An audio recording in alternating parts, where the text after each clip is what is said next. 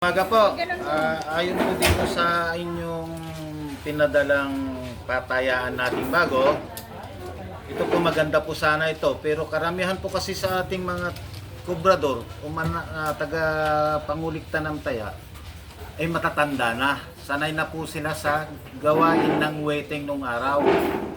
Ito po, maganda sana pero nahihirapan po sila, lalo-lalo na 3 kopya ho ito. Na halos hindi nila maunawaan kung para saan ito. Kailangan pa ho namin ipaintindi sa kanila isa-isa ang dapat gawin. Kaya po, pangkalahatan, ito po hindi nararapat kung para sa amin dahil sa karamihan ho ng mga kubrador namin ay matatanda. May nagsabi pa nga ho, kumari sa kukunban na lang.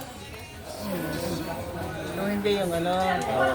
Pero pabor na po sila doon sa dati nating ginagamit na patayaan. Opo. Ayan po ang suggest ng mga kubrador. Na yung dating papel na lang ang gagamitin, huwag na yung bago. Kasi marami po siya malalampasan sa ano. Ang trabaho po nila marami. Kasi pa, puro matatanda na rin. Mga senior na. Yun po ang ating suggest sa inyo. Kunin tayo lahat yan. Hinahain ko lahat. Opo. Isa pa at isa pa baka mahirapan sila pag di na sila gaano magpataya dahil sa bababa ang ating dito. Ito, tumataas nga sa atin eh. Dahil minsan ang listahan nila eh. Yun lang po. Tama. Salamat po. Sana po maunawaan nyo yung kalagayan ng mga kubrador natin. Okay. Mga sir, yung pambinigay niyong pad na bagong na STL, hindi po naiintindihan po ito ng mga kubrador ko eh. Tapos mamabagalan po sila dito kasi ang dami-daming isulat tapos hindi nila maintindihan. Yun po, tapos kung maaari lang po, ibalik na lang po dito sa dati.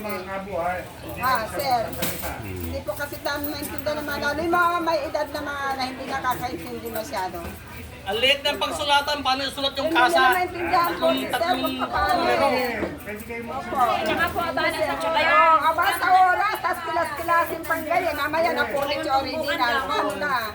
Tumbukan, paano i-posto ng tumbukan doon sa pagsulatan ng amount na liit-liit? Tapos yung kasa sa Lahat nila. na yung kasa, hindi po pwede yun. Ang liit ng pagsulatan. Tatlong kasa sa mo ilalagay po yan. Oo.